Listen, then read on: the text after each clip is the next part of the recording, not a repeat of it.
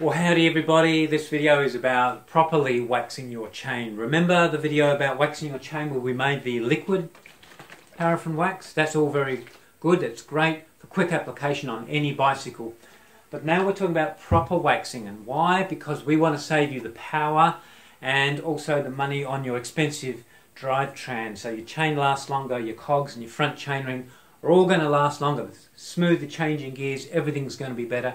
Less dirt attraction. I won't go on. There's so many benefits. So we're just going to show you now in this video how to do it properly.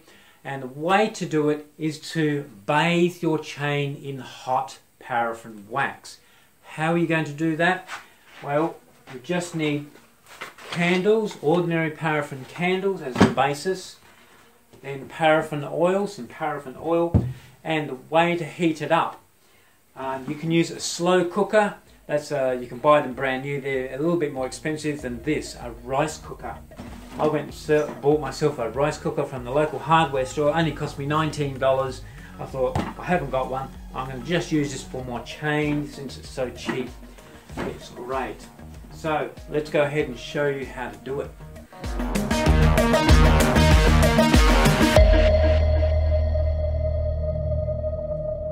Right, so the one requirement different than your liquid wax where you can just apply it as your chain is on the bicycle. In this method you must be able to remove your chain from your bicycle so that you can put it in the bath of hot wax. And the way to do that is to have a removable link on your chain. And the best removable link, and this is not an advertisement for Connex, Whipperman Connex, but they're the best links. So get yourself a Whipperman Connex link, 10 or 11 speed, whichever you have. Here they are here. They're the toughest, they're the easiest to remove, and they last the longest. So get yourself a couple of them to take your chain off so that then you can put it in the hot wax. Right, so you've got your chain off your bike and make sure it's absolutely perfectly clean. If you haven't done that yet, watch the previous video, Best Chain Clean Ever, and clean your chain. This one's already been done, so we can continue on. Right, here's our El Cheapo rice cooker. Has a removable bowl, not necessary, but most rice cookers come with it. So get your candles and put them in the rice cooker bowl. I'm breaking these in half because they don't fit in lengthwise. And with the wicks, you can always get the wicks out later on when it's all nice and melted. Use a fair few candles because you're making a bath for your chain. Here I'm using 12. Put the lid on. Plug your cooker in and turn it on cook. And your candles should start melting in about 10 minutes. If you see bubbles starting to form, it's getting a bit too hot, so turn the heat setting down to warm. And now the candles have liquefied, you can remove the wicks.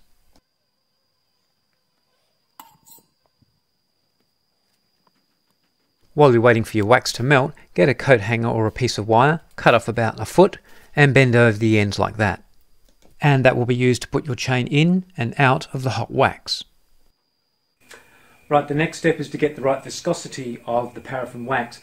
The candle on its own, the wax, is a bit too hard. When you scrape it, it comes off in shards, like that. So you don't want that on your chain. It'll be just flaking off and it'll be too hard in between the links and it'll just move to one side and you'll have metal on metal almost.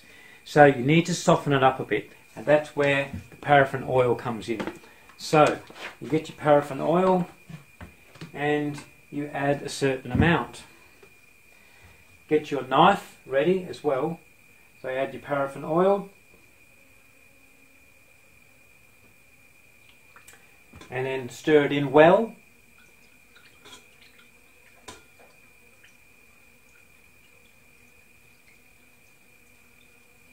Take the knife out and let that cool down. You can put it under some cold water to do it quickly. And then once it's cooled down, you need to feel it. Right, here's the knife. It's nice and cooled down now, room temperature, and you can just feel it. It feels hard to me. It's still fairly hard, and it comes off with your nail. Still comes off in bits. So it needs some more paraffin oil.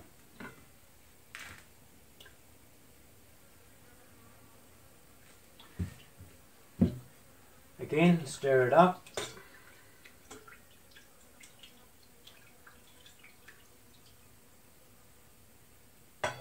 And same thing, cool the knife down and check it again. So the right consistency is so it's just smearable on the knife. It's sticking to the knife well, and you can just slightly smear it as you put the pressure on, and it doesn't come off in crumples at all. So it's like a really tough cream. So that's perfect. You'll soon get used to how to make it, and then you'll be right. So once you get the consistency right, you just put your chain in.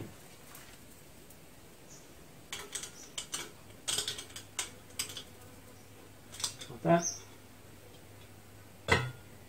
And that's it. And let that sit there for about 10 minutes will do, 15 if you really want to.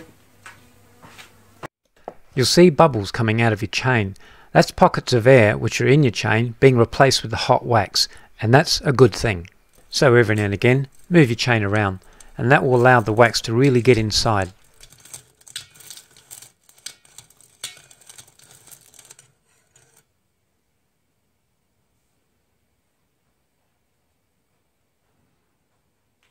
Right, it's time to take the chain out. Put some gloves on because the wax is hot, and using your piece of hooked wire, take the chain out and undo any bits of chain that have curled back on itself, because you want the chain to be hanging straight down. Now with a clean cloth, preferably cotton, wipe the chain down. Having excess wax on the outside plates of your chain serves no purpose, so keep wiping till it looks really clean.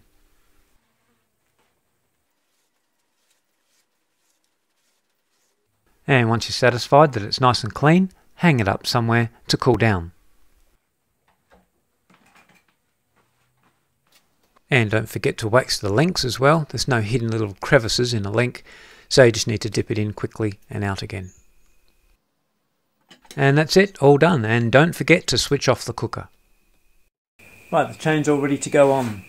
And it's no good putting a nice clean chain on dirty chain rings and rear cassette, and even the jockey wheels, so make sure that they're all nice and clean too.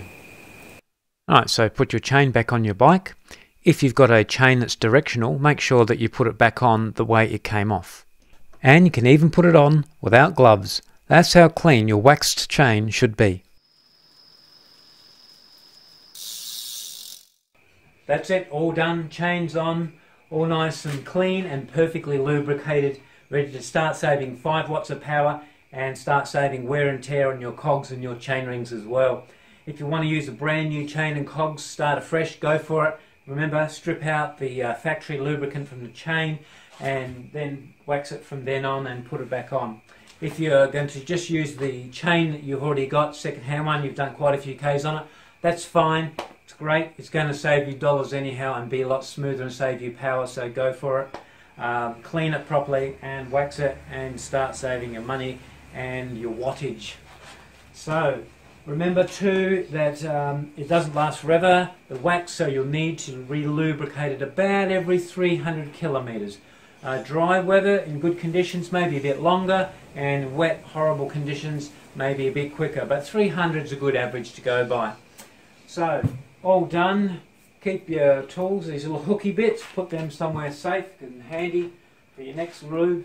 And the pot of wax now is cooling down, starting to go hard, so you can just pop that in the cupboard. It's got a lid on it to keep it nice and clean. That lubricant is going to last a long time, so put it away and you're done. Oh, and lastly, can you use the paraffin waxing treatment on your mountain bike? Absolutely, go for it. In fact, the mountain bike drivetrain attracts more dirt more quickly than a road bike, and wax attracting hardly any dirt, it's perfect for it. In fact, I've heard some people say that they're saving up to 10 watts on their mountain bike, if wattage is important on mountain biking. But more important, it keeps your drivetrain cleaner. There you go. So let us know how you go with your new lovely lubricated wax drivetrain. Let us know how you go.